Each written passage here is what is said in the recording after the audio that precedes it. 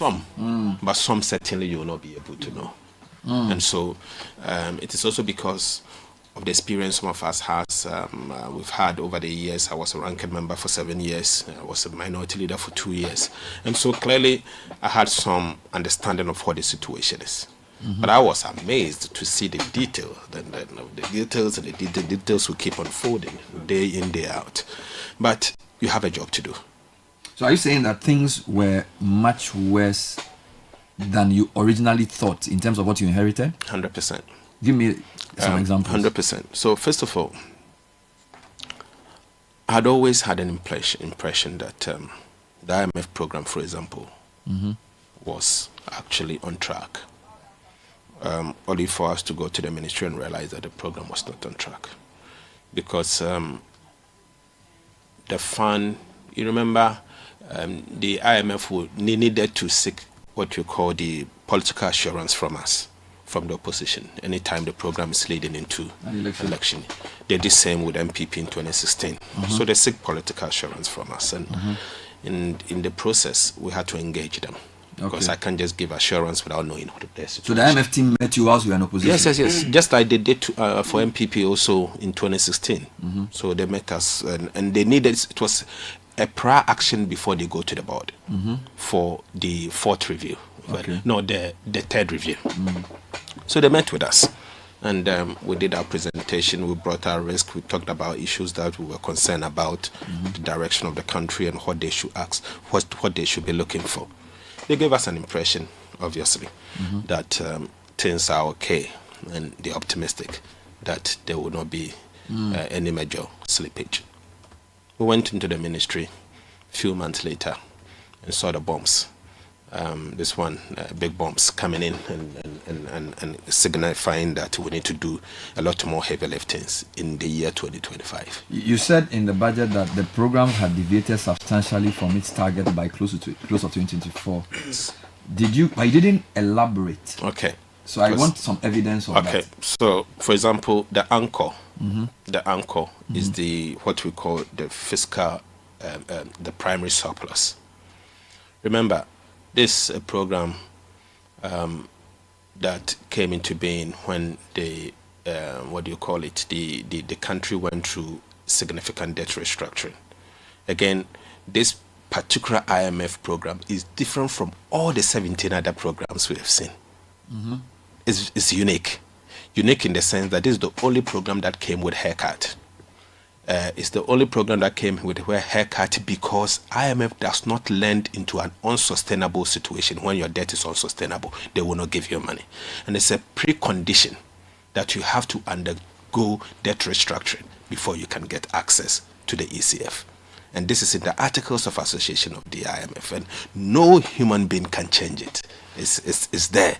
So, knowing very well that our debt was unsustainable, we needed to go through that drastic debt restructuring even before, and government of Ghana had to take that lead.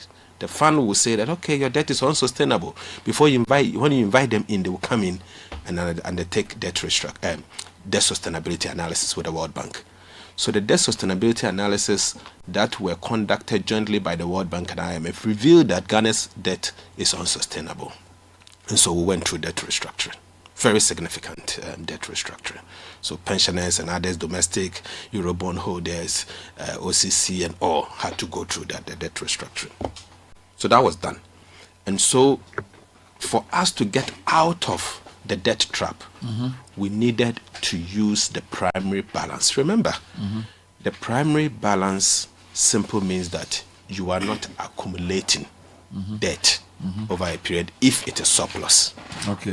Okay, if you are not accumulating debt, because it is the main driver of debt. And so if it is positive, then it means you are not accumulating debt. And the anchor is such that you need to do 1.5% surplus. In fact, during their time, they were supposed to do 0.5% surplus. What happened at the end of the year? Plus 0.5, we ended up minus 3.9. You are talking end year 2024. End year 2024. That's what I'm talking about. You are saying that per the program agreement, yes, we should have ended 2024 with a primary surplus of 0.5% of GDP. but they ended up doing. And you didn't know this by March. No, you won't. You can't September know. No. September I knew about. March I knew about it. Okay, you knew. Yes, so the IMF reported on it. I see. Everyone else. I even reported to Parliament. Okay. So then you gave yourself a target of 0.4 for end of this year. I gave myself a target of 1.5% surplus by end of 2025. 1.5. But 1.5% by June. My target was to do 0.4 by June, but I've done 1.1.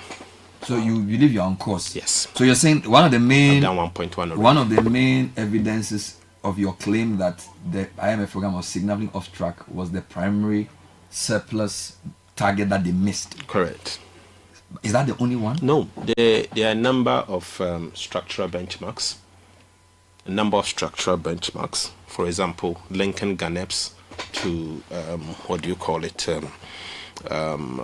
GANEPS and GIFMIS and many others. I do not have the data here. I would have taken you through all what they missed. At the last budget, I listed all the. What worries me is that usually when the staff team comes, they would usually appraise the program. Correct. And I never heard Pierre Roudet say anywhere that there had been any targets missed. Oh, they did. Can we go back to the IMF staff report? Okay. Yes. Is this for third quarter 2024? Oh, you can use even the the recent one. You can use the recent one. They did say yes. They've listed all what has been missed. But my point is that they said it after the government had left. But when the government was in power, when the government they did not say that when the government was there. This is because, for example, the IMF will be coming to Ghana for faith review in September. Yeah.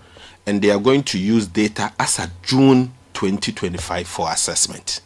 Okay. So they will not be able to make comment on July, August, and September because they will not have the data. So then you're saying that the targets missed were for the Q4 for the Q4 of 2024. It is cumulative for the Q4. In the third review of which they made a disbursement in December, they used data as of June. Okay. June 2024.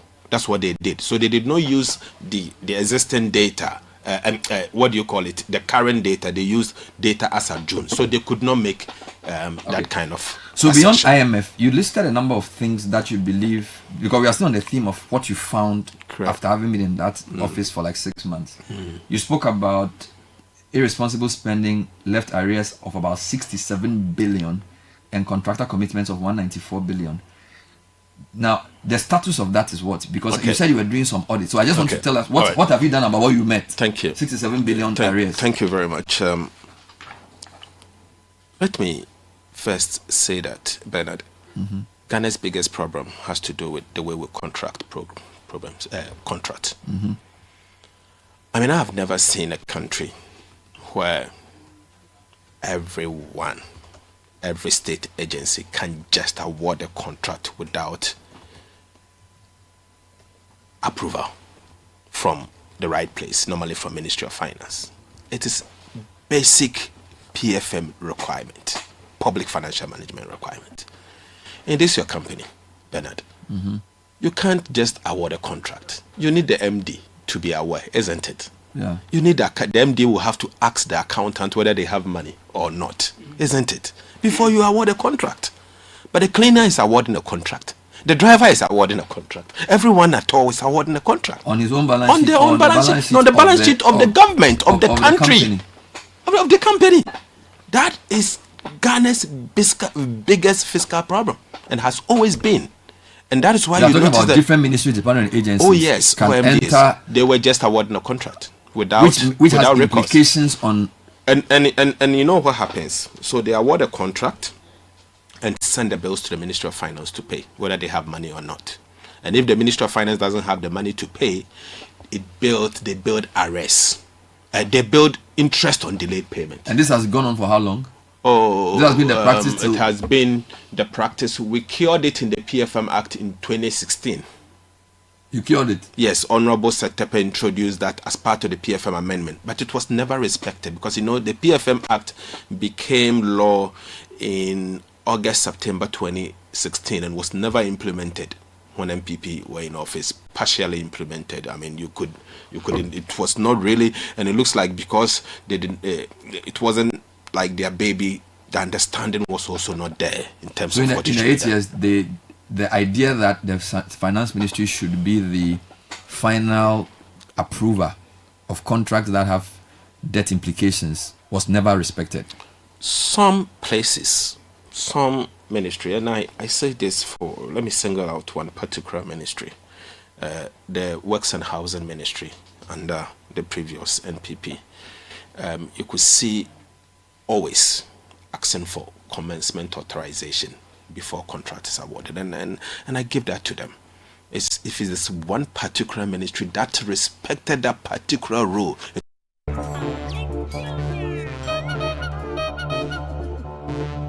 Children of yesteryears couldn't resist it.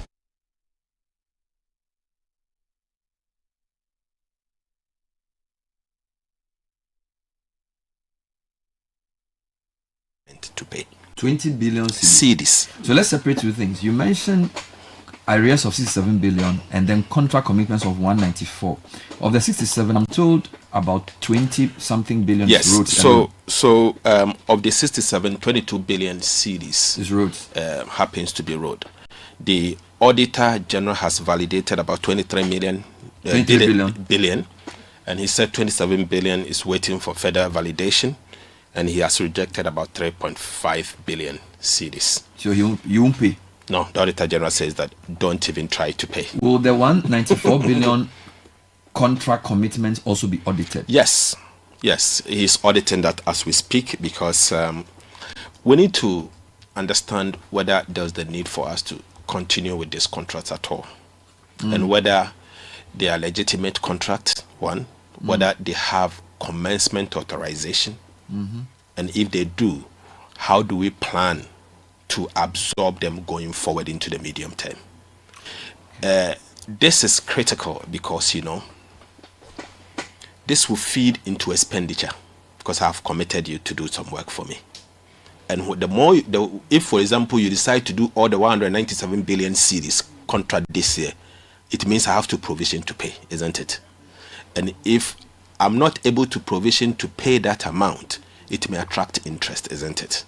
And so after the audit, I should be able to know that I have 197 billion, or let's say 180 billion cedis worth of contracts. I should be able to sit with the contractors to say that, okay, can you pace it? For example, can you do 20 billion worth of work today? Then tomorrow you do another 10 billion worth of work. And in the period, I'll be able to also look for revenue and pay. Because, for example, if they all end up 197 billion invoiced sent to Ministry of Finance, I may have to go and borrow 197 billion. And borrowing 197 billion will mean that I'm also adding to the public debt. I may be borrowing from domestic sources. So what will happen? I'll crowd out the private sector and many others. So beyond the auditing, so you need to know exactly beyond the what auditing you're going of these numbers in terms of arrears and contracts, you're saying that no ministry, department, or agency can enter a contract of any kind. Okay, so what type of contract? So we've amended the public, the Public Procurement Act, to say that if you are to award a contract as part of your budget, you need commencement authorization. Okay. And this time the liability is not on the ministers, but it's on the procurement entities. So if you are, let's say, Public Procurement Authority, and you grant approval for contract without commencement authorization, you are the one who have committed a crime and not the minister. Last point, the president said last week during his thank you tour that he believes some contractors had been paid from the road fund and yet had found ways to also be paid by the Ministry of Finance. Correct. And that those people will be found out. Is that something that came from this audit of the 67 billion, or is a different thing he's talking about? Part of it is, okay, so some of the things we've picked up at the Ministry of Finance is the fact that we've seen a number of recycled invoices. And some came from the Ministry of Road. The Minister of Road himself informed us that he's picked this up, and so we should investigate those ones. I mean, sadly, we were processing expenditures outside the government system. And so it was very difficult for you to, at a glance, be able to say that Avler Company Limited, for example, road contractor has, for example, done X work, we've paid X, and then this is what is left. And that is what you should be able to see with a proper accounting system. But when you process those expenditures on an Excel sheet and pay that contractor, how will you be able to know that this contractor has been paid or not been paid? And so they recycle the invoice. Another anomaly that I've seen is that maybe I'm using a lesser word, anomaly. But let me say that why should Road Fund, for example, award a contract of which this contract is expected to be paid by the Road Fund, but in the end, Ministry of Finance pay for it? And when Ministry of Finance pays, Ministry of Finance fails to inform the Road Fund that we have paid. So that contract, that same certificate can be recycled and Road Fund can be paid. And this is what we've seen across. For example, ECG, they do some work. Ministry of Finance is not supposed to be paying ECG's invoices work they have awarded.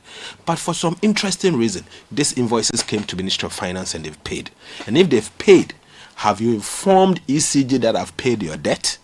And you never know, an accountant may change. Somebody may change there. And the same person can send the invoice and process it. So these are the anomalies. So for you, the most significant decision you've taken since you came back was the amendment of this 2016 PFM to insist that the Ministry of Finance becomes the final authority for contract awards. Because if you want me to pay, I should know what you're awarding. Fair enough. The energy sector, you said, was bleeding with $1.5 billion in financing shortfalls. The Auditor General last week also said to us that about 80% of the financial irregularities and infractions within the public sector were from the energy sector. That's sad. So this 1.5 billion, what have you done about it? Or what are you going to do about it? So we have the energy sector shortfalls, and the government will have to find a way to fund that. Otherwise, the repercussion would be that we'll have some disruptions in power. In the budget, we programmed 28 billion cedis. That 28 billion cedis, 27 billion cedis has gone up by 2.9 billion. So we are now talking about 29.9 billion cedis going to that sector alone. Obviously, because of the inefficiencies we are seeing in the sector. The minister is doing everything possible to clamp down on these inefficiencies, but it will take some time. He can't simply do that within weeks. Some are so systemic that it requires comprehensive reforms, and these reforms will need some time. But in the meantime, you need to look for money and fund it. We are funding it. What we are saying is that this 28 billion could be used to provide essential social service to the state. But why are we spending this money on things that we shouldn't have spent on?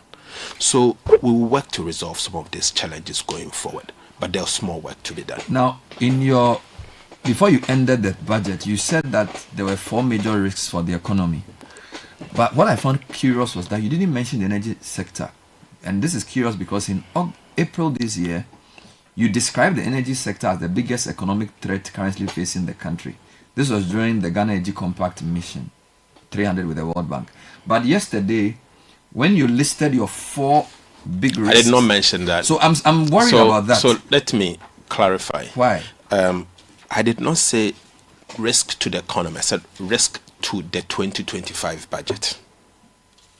So the 4 you mentioned yesterday are risks to the budget. To the budget, this particular budget. Okay. So the energy has been catered for appropriately in the budget in terms of amount that we need to be able to fix the challenge for this year. Okay. So it is no longer a risk to this budget, but it remains a risk to the economy. Correct. I've always said that it is the biggest risk to Ghana's economy. And I stand by that. The biggest risk of Ghana's economy is the energy sector. But it is not a risk to the implementation of the 2025 budget. Okay. The first risk for me to this budget happens to be wages and salaries.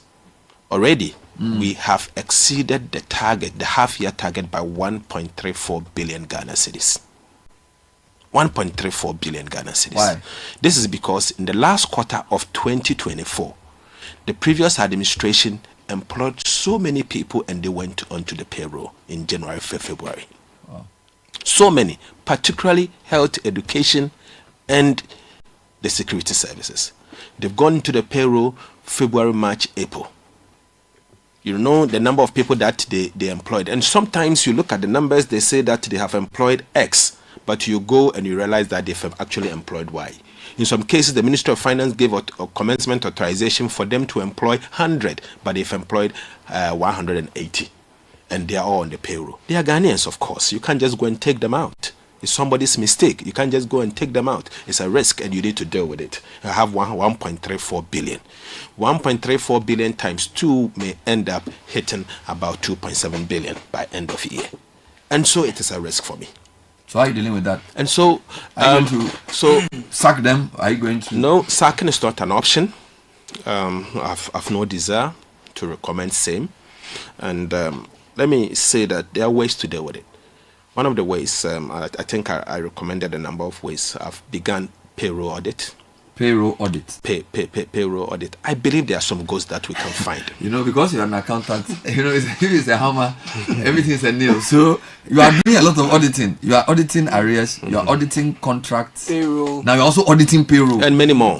Many more. You see, we have the Auditor General. Auditor in chief. The Auditor General is there, he's happy, he's working, and he needs to be used. So you started, or you will start a payroll? No, we've done, I think it's about 90% complete now. And what have you found so far? Oh, so far we found about 14,000 people that we can validate. We can validate. And yesterday I said it, that You this can't 14, validate, we can validate, we can find them. They may be ghosts. 14,000 14,000 people on the payroll. We can validate. Across sectors? Across sectors. And so far, we've also found about 53,000 separated staffs on the payroll. Hold on. 14,000 people that may not even exist. May not even exist. And then 53,000 separated staff. Where separated means what? Separated staffs are staffs that are either on retirement, they've been appointment revoked, they may be deceased, or they are not supposed to be on payroll. So they probably were on the payroll, they but not supposed to be there. Yeah, they are not supposed but they are to still be being there. paid. They are being paid. And have you found how long they've been there? So the Auditor General has given me feedback year to date, and I'm waiting for the final audit, and when it's available. But back of the envelope, if 53,000 people plus 14K, so that's how much is that? 69,000. Yeah. So if you remove those 69,000, you stop paying them. Do you know how much you save? So I'm waiting for the Auditor General to provide me the final numbers, and I'm working very close with the Auditor General. And I'm so happy I'm working. But do you not think that beyond the audit, if this is true, then the controller, people who oversaw this, also have questions to answer? Not only the controller, they do have questions to answer. But let me say this and use your medium to send a caution to those who validate ghosts across the economy. That you see, they are playing with public funds, and they will be personally liable for the validations that they've been doing over the years. If you validate ghosts, and you pay the ghost, you knowing very well that this guy is not supposed to be on the payroll, and you, the headmaster, the hospital manager, or someone somewhere sitting somewhere, and you are saying that he's working, and you validate, and that person receives public fund, will hold you responsible. Not only the ghost, you irresponsible. Still on risk, you said the second risk was the Tema port and our ports. Can you what do you mean by that? Okay, so we have again, even though the overall revenue is doing well, we are seeing some underperformance at the Tema port in particular. We've seen, yes, the city has appreciated, but we've also seen an increase in volumes. So the increase in volumes should be able to offset the appreciation. If not, even if it doesn't offset it 1-to-1, it shouldn't be the levels we are seeing. So we are seeing, a sharp decline, almost about 1.6 billion cedis. So the domestic side of revenue is doing extremely well. So it is covering up for customs. But they can't always be covering up for customs. Customs is supposed to do well. International trade is supposed to be doing well, and revenue is supposed to be coming in. And so the kind of underperformance I see there requires that I do some work there. And so in the coming days... Don't tell me you're going to audit. It won't be an audit, but maybe human resource audit. to find out. So for listeners, kind of stuff. the customs is the people who at our border posts and points of entry collect revenue for the state, as against IRS in the past, which is the domestic GRA people. Yeah. So you're saying on the domestic tax, income tax, and all those things, you seem happy with what you've seen. Oh yes. The new GRA boss, you are okay. Oh, excellent. Your challenge is that at the ports of entry, and is it only Tema or even the land ports too? So we have two problems. The first one is massive revenue leakages at Tema Port. In the coming days, I think I may end up relocating my office to Tema Port. Is that serious? Yes. It may have to get to that for us to be able to see what is happening. But let me say this: we see the main border posts seeing a lot of smuggling also into the country. Places like Sankasi. In the no, I don't think it's there. No. It's further up. Upper East maybe. Oh, okay. It's further up. And it's coming so up. This is Togo? Yes, coming up from the Togo side, where a lot of smuggling from the Togo port are entering through Ghana. And it's a matter of significant concern. We've picked up that up, and people are coming to inform us and all. So in the coming days, we'll be strengthening the preventive side of the Ghana Revenue Authority. So this is smuggling into Ghana? Into Ghana. And you know, this smuggling does not only take away our revenue, but also takes employment away from Ghana. Because for example, we have a lot of companies producing oil in Ghana, but this oil is now coming from Togo, imported oil. We are losing the revenue, and because of the smuggling, the Ghanaian companies are shutting down and they are leaving Tema. And so what happens to you? The people are not getting jobs. So you institute a solution at Tema and other ports of entry to deal with the issue of revenue underperformance from the customs side. You also said the smuggling of marine gas oil. Yes. Which you believe is a risk to the budget. Yes. We have programmed some revenue coming from the energy sector levies. Okay. And this revenue is under threat because we have seen an upsurge in the marine gas oil. Smuggling outside? Smuggling. So, you see, we have a lot of tax exemptions on marine gas. Okay. And the marine gas is not different from gas oil. Diesel. Is diesel used for exactly for vessels on the sea? For vessels. So, I will go and, for example, buy marine gas oil, and I'm saying I'm going to use it for my trawler. But in the end, I'll bring it back into the system and use it and sell it as diesel. Oh. And because of that, significant amounts of money. There's significant amount. We are talking about 500 million. 500 million cities? 500 million cities. Are these large companies or small companies? So the sector briefed us, the minister responsible for energy, and even the industry. The fisheries. The industry people from Comac and the industry. Okay, AOMC. You have astute CSOs like the Boajes Group and all of that saying that these things needs to be dealt with. Wow.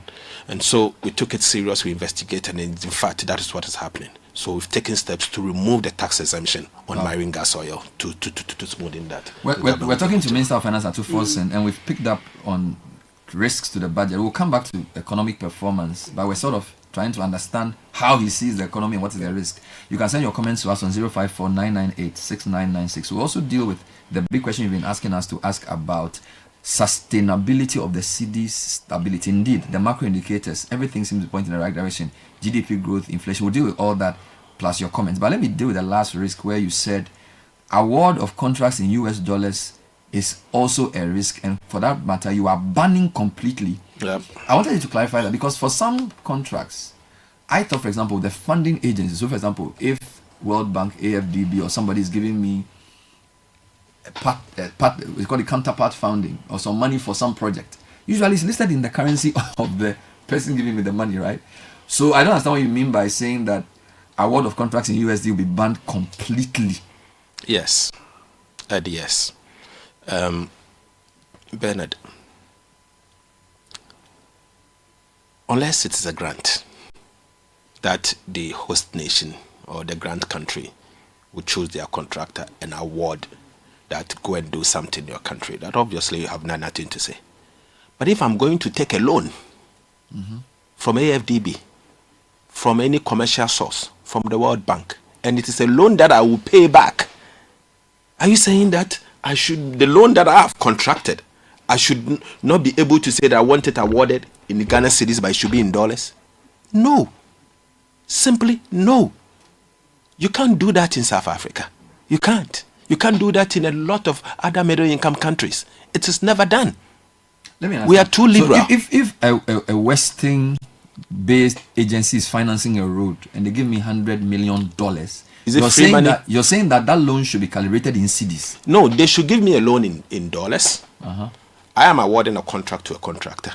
Okay. If you give me I will give the so contractor. the loan can be in dollars. It can be in dollars. But the contractor. I'm giving the person in cedis. I get it. Okay. I will go and take my dollar loan or euro loan or whatever loan. But I have a responsibility to say that if you want to work for me, work and believe in my currency.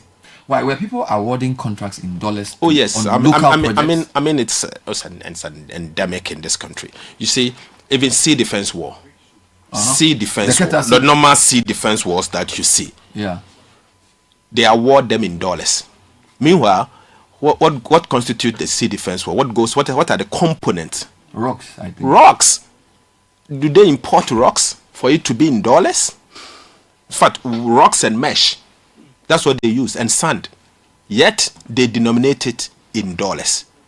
There's so many contracts in Ghana. Given by government. Government agencies. To foreign contractors or local contractors? Local contractors.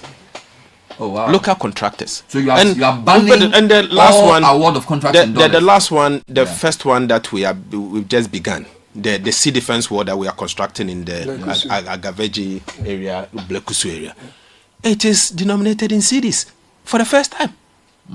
For the first time. And not only that, you see a lot of road contractors now. The one you just spoke about, the one on the what do you call it? This road in Sawam Road, it's in dollars. The one in Kaswa is in dollars. The one in Takrady to Aguna Jones is in dollars. Every contract they awarded in dollars, and as if let me understand we are in the United States. So the in Sawam Pokwasi Road, I think was an Exim loan, right? It wasn't an Exim. It's Afri Exim. So it's Afri Exim loan. And I think the amount. It's a commercial loan. The amount was in USD. Correct. Now your point is that when awarding the contract to the local contractor, which I think is Maripoma, it should be in cedis. Yes. Okay. So I don't even want to mention a company's name. Yes, just for clarity. Yeah. So just wanted to talk about it generally. First of all, you took a loan from what do you call it? AfriExim, $750 million. You've paid $100 million. The rest of the money you've spent it. Are you giving a hypothetical example? You are saying something? No, I'm saying something for that particular. So you are saying that this is Sawam Road? Yes. The loan was how much? It was $750 million from AfriExim. All for the road? And it was supposed to be for that road, about 3-4 roads. That particular road, Kumasi, the former majority leader's constituency, Swami Runabout, and a number of them, I think about. And you are saying that is what you are using the money for, $750 million. Now, all these projects have not reached anywhere, but yet you finish the money. There's no money there. Finish. How much were they paid? So in the case of in Sawam 1, yes, they paid about 100 and something million. I'm not too sure. But it was slightly over $100 million out of the 300 and something million dollars. So about yes, 1/3. Yes, and the money is finished. The work you see that. Do you see 1/3 of the work done? Oh, so first of all, kudos. Remember what I told you. Whenever you face a challenge, never.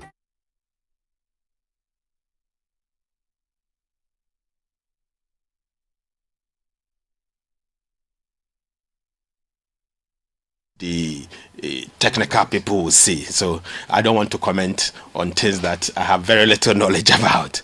So granted that he's done the work, the argument here is that the remaining amount, the loan you took, you have spent it. Okay. Now a new government has come. You do not have that loan. He has to fund this from state resources. Wow. State resources.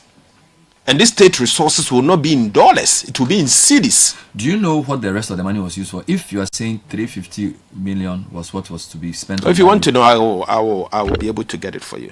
I have not. But you are sure the money has been drawn down? 100% is gone. They paid at once. It's spent. So they gave us 750 million for about 4 projects, of which this road should have taken about 350, and only 170 was paid. Yes. And so, what are you going to do about that? Oh, the money has been so. You know, they always say money is fungible, so they use it to fund something else. And but in the end, the money is finished. So that's what it is. It's finished. So I noticed you move. I'll come to the roads, Caleb. We'll come to the roads where you moved it because we're on the subject. So I just want. So we need to pay about 200 and something million to those guys. Yes, so you have to. So you've brought that road under what? And the big push. Under the big push. Under the big push. Have you made funding available for it for this year? Okay, so the big push has money. We already have 13.8 billion allocated by Parliament through the Appropriations Act. So that is available, and we are going to use that to pay those roads. So already that particular contractor, we've paid all certificates year to date, and the contractor is going to go back. My clarification was that you listed 32 roads that were supposed to be treated under big push. Correct. Then you listed another about 20 something roads also under big push. Yes. This in Sawam Road is in the second group. Exactly. Will all of these roads get a 13 billion? Yes, let me clarify. We have what you call the President Mohammed's Big Push program.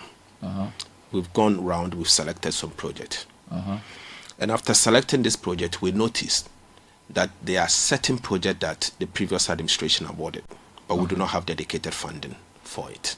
Okay. So you have in Sawam Road, for example, that they should have had dedicated funding, but the money doesn't exist, so there's no money. You have the Kaswa to Winneba. Oh, okay. There's no money. And it's awarded again in dollars, and you have to fund it from your city revenue. And the contractor is a local contractor, and you have to fund it. And so what we are saying is that a number, and I've only cited these two because we are in Accra. Dualization of Agona, so I'm interchange. Exactly. Nas N1 Watuhan Road. Exactly. Upgrade of Tumu Chuchuliga, Navrongo Chuchuliga Sandema, Tepa Goso, Hohwe Jasikan, Nkwanta Otidamanko, Have Hohwe, Adenta Dodowa, Jiniji Sampa. You are saying these roads were awarded, but money was not available. And so you can't also abandon them. Because you are a new government or not. I mean, you need to continue this project. And the president has made a pledge to continue this critical project when elected. He made that pledge. So the president has said that these major roads, he has novated them into the big push. Right. And so they will be added to the big push program. And so they will be funded under the big push so that at least we have dedicated source of funding for this project to be completed. That is the vision of His Excellency the President. Caleb, I want you to go to that page and just help us later to identify, because there are 3 projects that I see. Yeah. I see one group of projects which you say because of the progress we've made with the debt exchange, those projects will start. Correct. Then I see a group of projects which you are initiating under big push. Then I see a group of projects which you are saying the previous government started, but because they didn't have money, you are novating. Yes. So I maybe Caleb will help me with that, but at that point is parked for now because I think it's important for people to clarify this. Let's just go back to a few other points. So back to energy quickly. So are you saying that you and the energy minister are clear that going forward, no new contract will be signed, nothing will happen in that sector to continue the risk? You are happy that you and Jinapa are on the same page, because that sector keeps popping up. It is. It's something else. The energy sector need a complete revamp. I commend my colleague, the Minister for Energy. I think he's doing some massive work at the sector.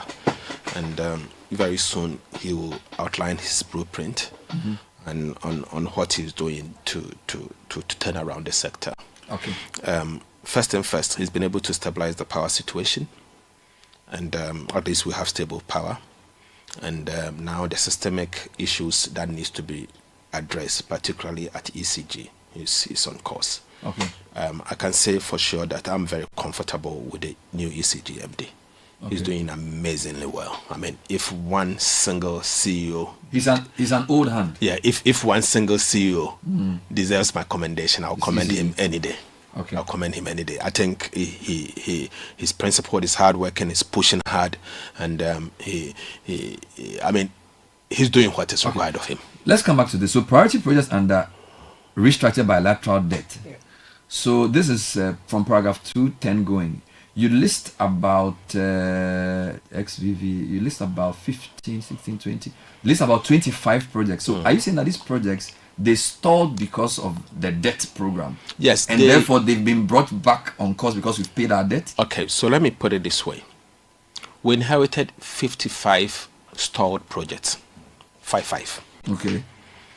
And under the OCC IMF agreement, government of Ghana can draw down $250 million a year. Okay. $250 million a year. For this project? For these projects. And all in all, we have about 3 billion Ghana cedis outstanding, remaining amount to be drawn down, 3 billion. And so if you are going to draw down only $250 million of the 3 billion, it will simply mean that you will need 12 years before you can complete all these 55 projects. Now, 12 years will mean you have to spread it so thin. And in the course of the 12 years, you'll be incurring additional costs. And when projects delay, the costs go up. Cost will so it's not escalate. sustainable. It won't be sustainable. So you have to reduce the number so of 55. we had to take the hard decision, working with the OCC and working with the Official Accreditor Committee. Official Accreditors Committee, and then working with the IMF to to bring some priority to some of the lists. So are you saying that with this 25, you can finish it in one election cycle? So I think it's 24. 24 We'll projects. pick 24. I remember very well. I think Caleb, it's 24. do you have the list? Yes, Just please. walk me through. Yes. So some of them would all these 24 you finish. So this 24 will finish by 2028. Everything.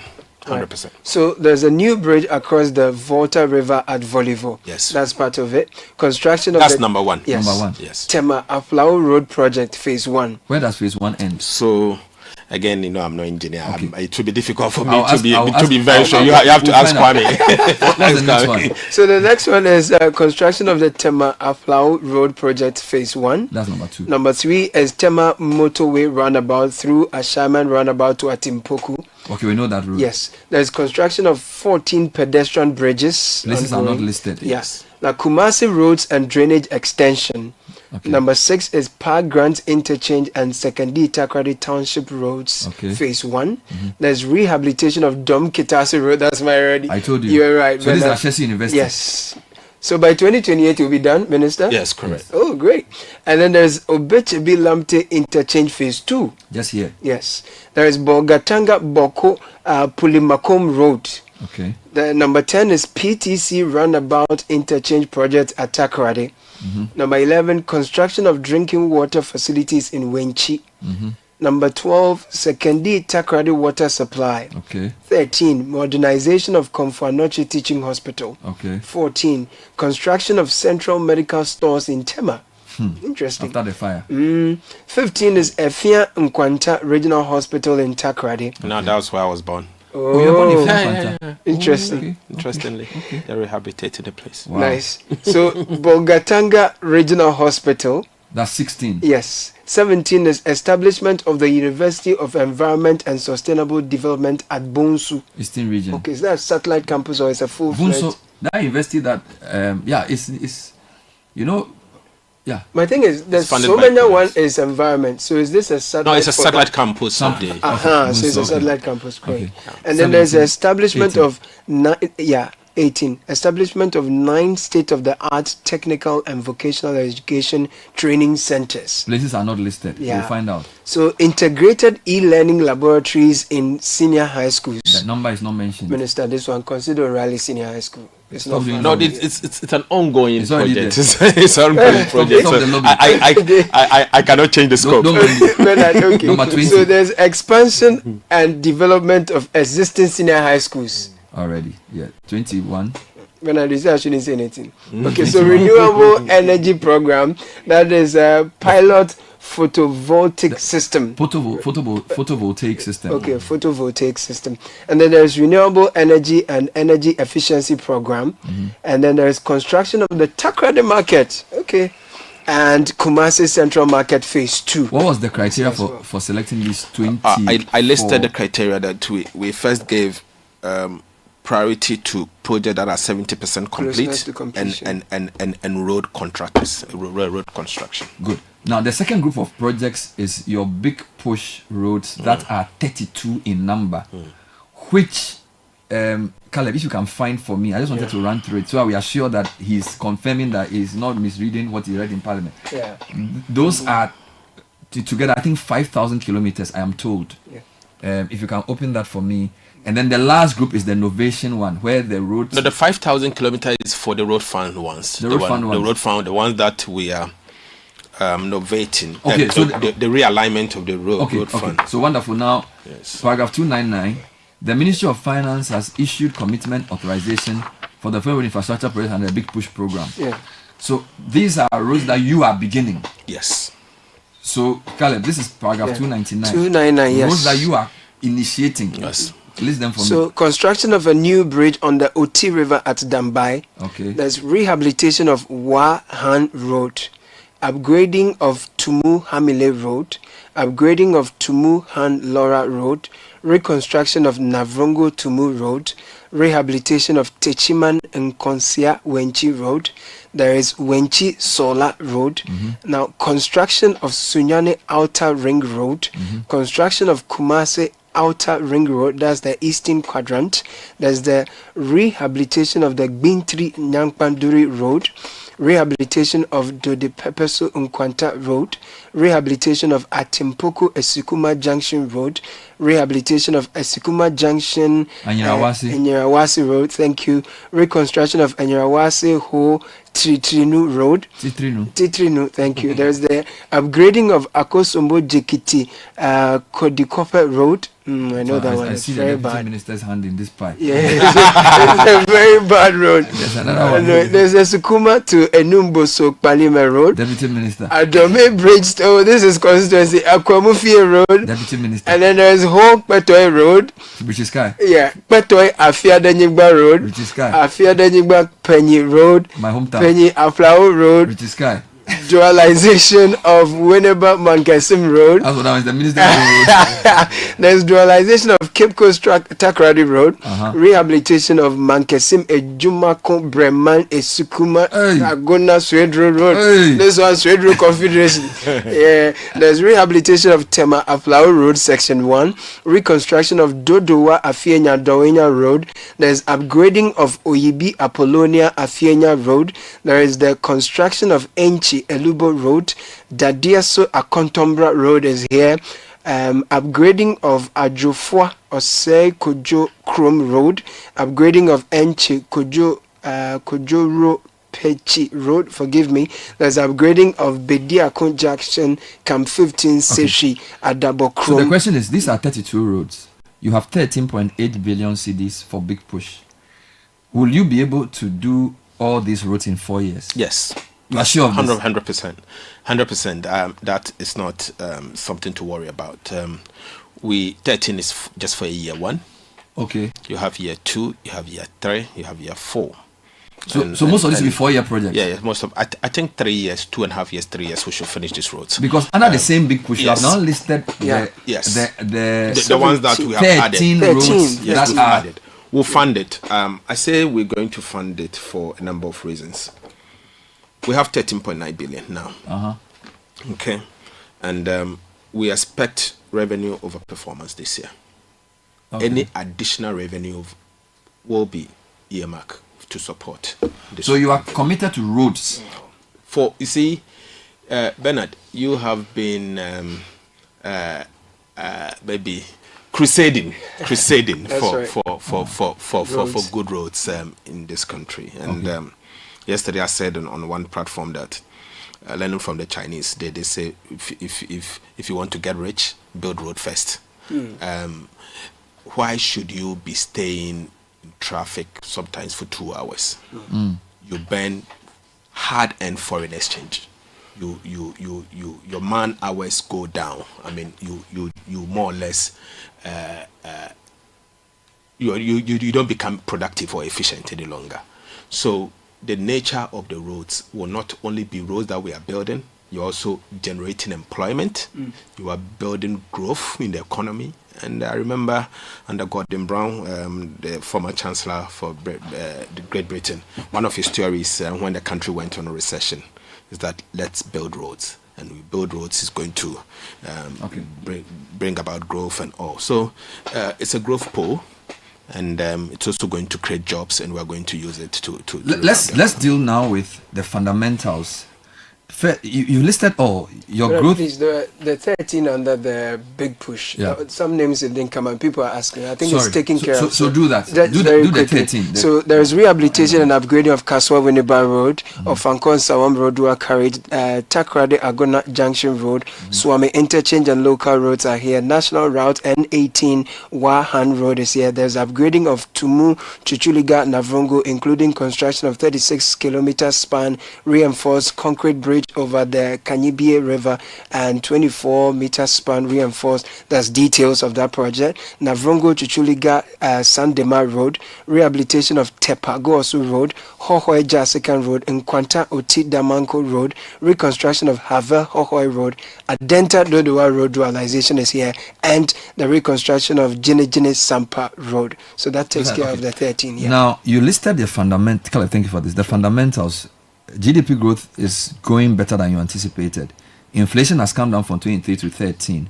Exchange rate, the currency has strengthened against its major trade partners. You've also gotten a longer import cover than you anticipated. First question, is 6 months not too short to begin to get excited about these? Okay. First of all, I wouldn't say I'm excited. I can only say that I'm happy. I'm happy because things are pointing to the right directions, and our economic model is working. And I would be worried by now if after all the work we put in place, you are not seeing results. I'm seeing results, so I should be happy. But let me say, we are not out of the woods. I will never say this, that we are out of the woods at this stage. I think what I've seen is that I can see that hope is in sight. And if hope is in sight, it gives me some joy that at least what we inherited and where we are going, we are seeing some results. And we believe we just have to push. This has only encouraged us as a government to be doing well and to continue the path that we have taken. And I strongly believe that from where we are, all what we need to do is to continue pushing, and I'm sure by the end of the year, the results will be clear for all of us. How confident are you that, for example, the disinflation process we've seen is a result of something you did? I'm asking this because I looked at the Monetary Policy Committee's rates. They haven't really reduced them. Between January and now, the figure is around 27, 28. In fact, they maintained it in the last announcement. Yet inflation has come down from 23 to 13. The currency also has appreciated significantly. All right, the cedi is now trading around 10.4 compared to the 15, 16 it was previously. So is it that the problem was a fiscal problem, which is why even though the monetary people haven't really changed what they are doing, we are seeing this strengthening? So the inflation is coming down, and there's also exchange rate appreciation. I think yesterday I made this point. And if you look at point 26 of my speech, I think page 7 of this speech, I made a point there. And I tried to track the root cause of the 2022 economic crisis. And I said that the root cause of the 2022 economic crisis can directly be traced to the overbearing fiscal dominance by the previous administration. And it was backed by reckless spending and corruption. And as I've said, the fiscal is everything. And I also went on to say that the fiscal situation at the time spilled over into the monetary and the external sector, causing rapid depreciation of the Ghana cedi. And so you can have the best monetary policy, it won't work if your fiscal situation is overbearing. So the root cause of all of this is the fiscal. And so, yes, the monetary is complementary. The monetary will support, but the monetary alone cannot do it. The fiscal must lead for monetary to be able to complement. The central bank's policy will certainly not work if I was reckless and if I was just spending and I was doing things anyhow. There was no way the cedi could have appreciated, and there was no way inflation could have come down. And so we complement each other. And so I've always said this, and I track the root cause, and I've always tracked this. And this is not the first time I'm talking about what happened in 2020. But there's a big concern about, so I get the inflation one. Yes. There's a big concern about the exchange rate on two levels, that there seems to be such a big gap between the Bank of Ghana's rate and the market rate within the black market. For example, the cedi and the dollar is around 10.4. Most people will tell you that on the market you will not get it below, in some places even 12. So there's a big gap. That's number one. Number two, there's a concern about the intervention of the central bank in the FX market. The IMF released some information mentioning the amount that the central bank had intervened, and the suggestion was that the amount was too much too soon, because they were trying to compare to previous quarters. Indeed, Imani has written an article that says that Ghana's managed interbank rate distorts currency value, masking weak economic fundamentals. It urges long-term reform, productivity, trade diversification, and transparent industrial policy to build a generally strong market-reflective cedi. The option is that they don't feel like the 10 to 12, the 10.4 we are saying is real. So, Okay. So if you can deal with all that. Okay. Thank you very much for this question. I think it's excellent. Bernard, let me make this point. I disagree with those who are saying that the central bank shouldn't have intervened. You need to first of all find out, before you draw conclusion, find out whether they intervene at the same time burning the safety lines of the country, largely reserves. That wasn't the case. This is a central bank that, for example, between January to June, they've added $2 billion plus to your gross international reserves after intervening. The target from the IMF was 473 additional. They've increased it to 2.6. They've done from 473 million, according to the IMF program, you should be building up 473 million, but they ended up building up 2 billion. After the so-called intervention that people are talking about. So what is the issue? There's no issue. In the past, for example, this year, we saw the trade surplus increasing by about 300%. The gold board alone this year, this first 6 months of the year, brought 5.1 billion. A year last year, they brought under 2 billion. So they've brought $3 billion more. The central bank has taken 2 billion as reserves, and they've used 1 billion to support the currency for Ghanaians to have a relief. And people are saying it's managed. Those who are saying it's managed, they are failing to understand one thing.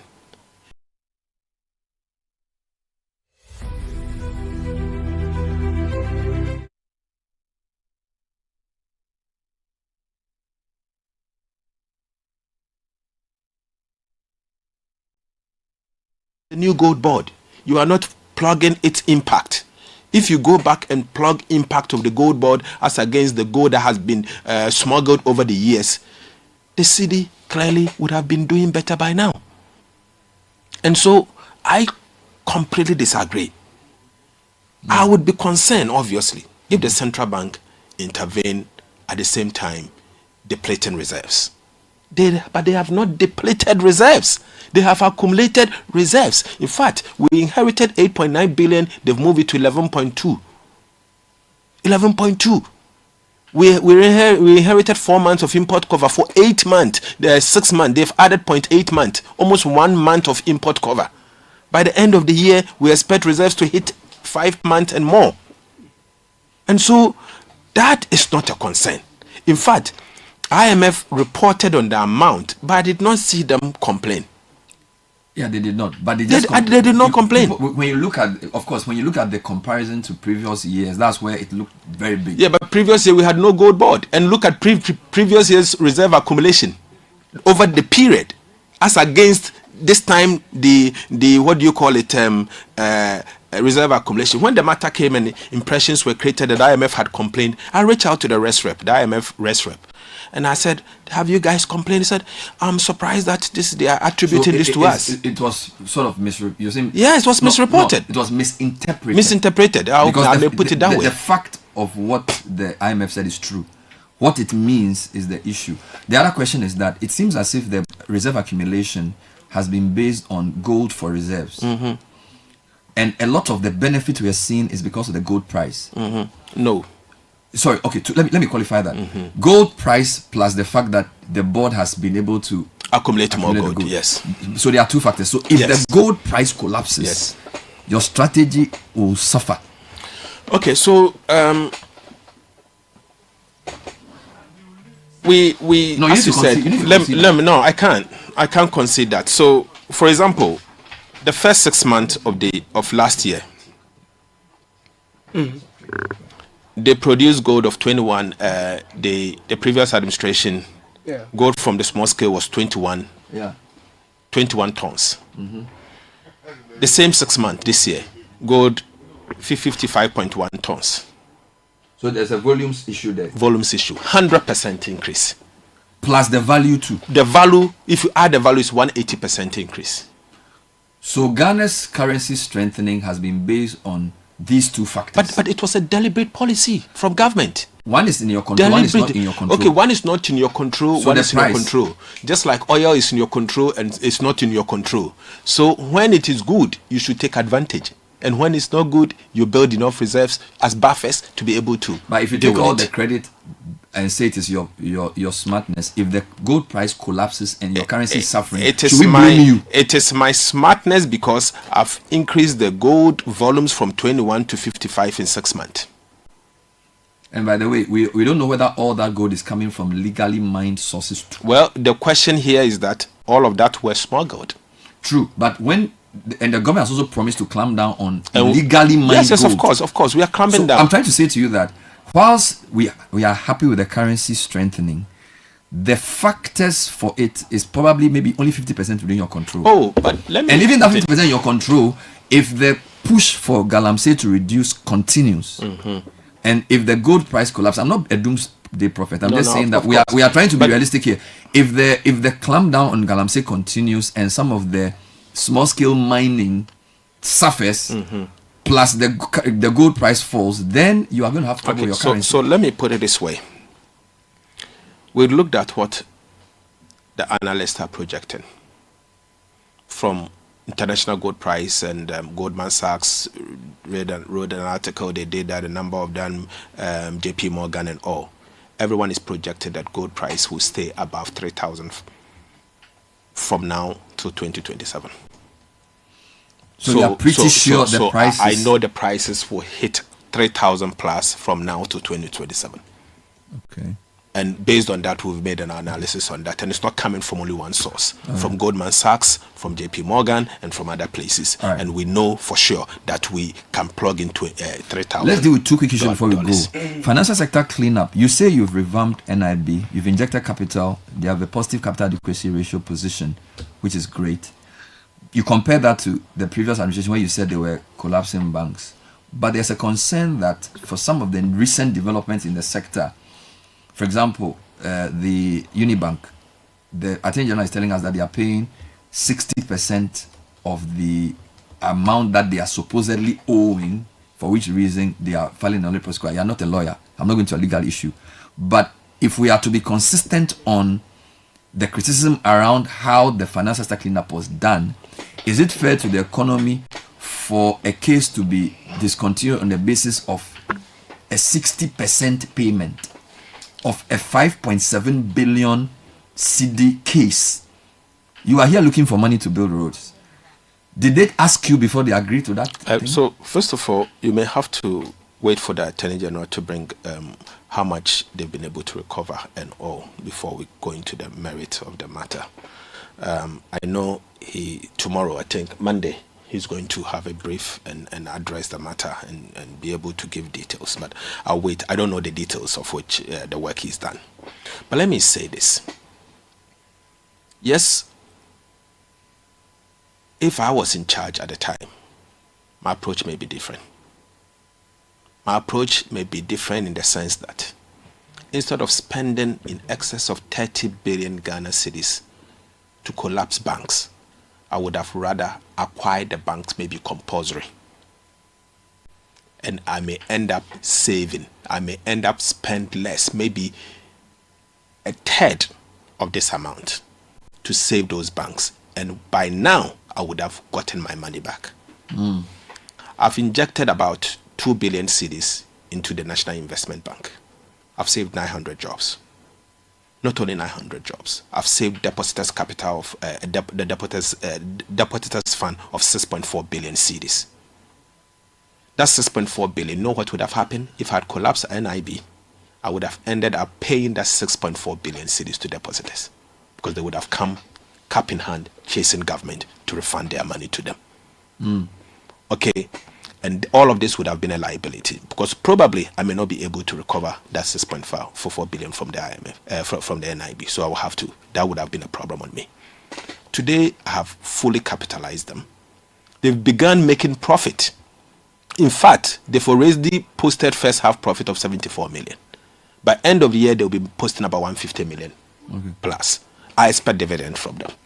Maybe not year one. So the NIB story is clear. And so the story is clear. And so I'm saying that the approach is what we are talking about. I would prefer to spend and save a bank than to spend and collapse a bank. Fair enough. And that I can do that. As a government, you inherit good and bad. There are a number of people who are asking me to ask you that customers of savings and loans companies that went down after the cleanup are still unable to access their funds. For example, Bond Financial Services.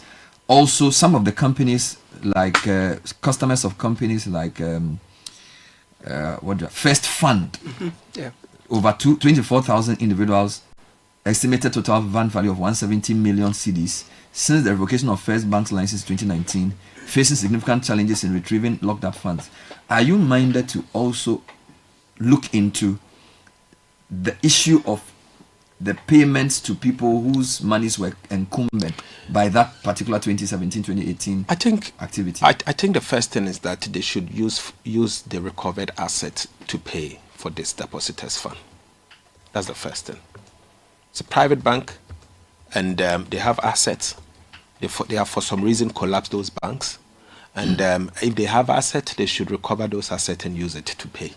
And that is supposed to be the first thing to have been done. I don't know the extent of this, but I will, since I'm hearing about this, I'm going to ask questions and I'll get to the bottom of it. But I don't know the details for me to give full time detail about that. Why did you end the budget by mentioning the prices of specific products? Kokunte and all those things. Yes, and I'm sure you like Kokunte. He likes I know. And it's good I've seen you here. You like Kokunte.